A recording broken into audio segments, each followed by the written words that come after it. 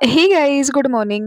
तर काय झालेलं ना, मी थोडीशी लिटल बिट सॅड आहे कारण माझे 44 सबस्क्रायबर झाले होते. आता जर कोणी बघत असेल माझं पेज उघडून तर त्यांना कळालंही असेल.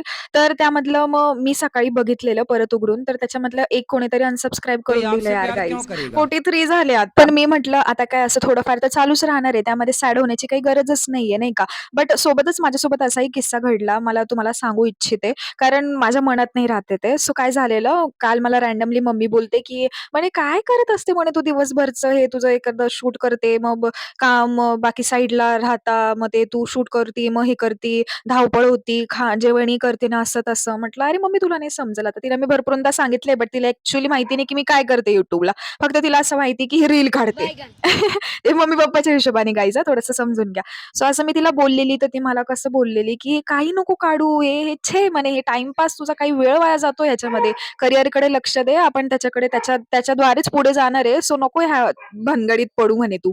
आणि मग लिटरली गाईज हे ते एक सबस्क्रायबर आणि हे असं मम्मीचं बोलणं एकत्र होऊन गेलं आणि मला म्हणूनच माझा मूड सॅड होऊन गेला यार गाईज. मला थोडंसं असं मोटिव्हेशनल मला मोटिव्हेशनलची गरज आहे. मी विचार करते कोणीतरी बोलेल, की "नाही भाई छान आहे, छान आहे." बट हे असं का करताय तुम्ही? प्लीज प्रेम द्या थोडंसं. तर गाईज आज दुपारच्या जेवणामध्ये होता डाळ-बाटीचा कार्यक्रम, जो माझ्या म्हणण्यानुसार नसतो कधीही. ते माझ्या भावाला खूप आवडतं म्हणून माझी आई त्याच्यासाठी स्पेशली करते ते. सो अच्छा, तर मी नंतर इव्हनिंगमध्ये बाहेर जायला निघाले. आईकडेही गेलेली तिला भेटायला. त्यानंतर येताना असं मला एवढी डार्क चॉकलेट खायची क्रेव्हिंग होत होती ना गाईज, बट मला अनफॉर्च्युनेटली डार्क चॉकलेट नाही भेटली. मला हवी होती ती. बट मग त्याच्याऐवजी मी हा एक छोटासा बॉल घेतलेला, चॉकलेट बॉल आणि कोन घेतलेला ओरिओवाला. आणि लक्षात देईल मी तुम्हाला काय, तर मी तुम्हाला बोललेली ना, की मी साइड बाय साइड गव्हर्नमेंट एक्झामची पण तयारी करते. सो मागे मी गेलेली बघा हॉल तिकीट आणायला, बट ते नाही नाही पॉसिबल झालं होतं तेव्हा. सो माझा पेपर उद्या आहे म्हणून मग मी हॉल तिकीट घ्यायला गेली. सो मी ते काढलेलं. उद्याचा व्लॉग बघायला विसरू नका, कारण मी उद्या जाणार आहे गव्हर्नमेंटचा पेपर द्यायला.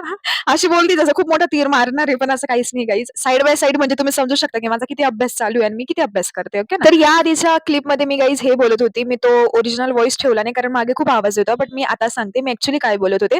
तर मी हॉल तिकीट काढला आणि हॉल तिकीटवर जो फोटो बघताय ना तुम्ही, तो बघा. त्याच्यामध्ये मी जे वेअर केलंय ना, तेच मी वेअर केलेलं आहे. म्हणजे कोइन्सिडन्स बघा तुम्ही. आणि नंतर मग मी पसारा वगैरे आवरून झोपून घेतलेलं, कारण सकाळी लवकर उठायचं आहे. भेटूयात उद्याच्या व्लॉगला. Do subscribe, like, share, comment. Bye bye.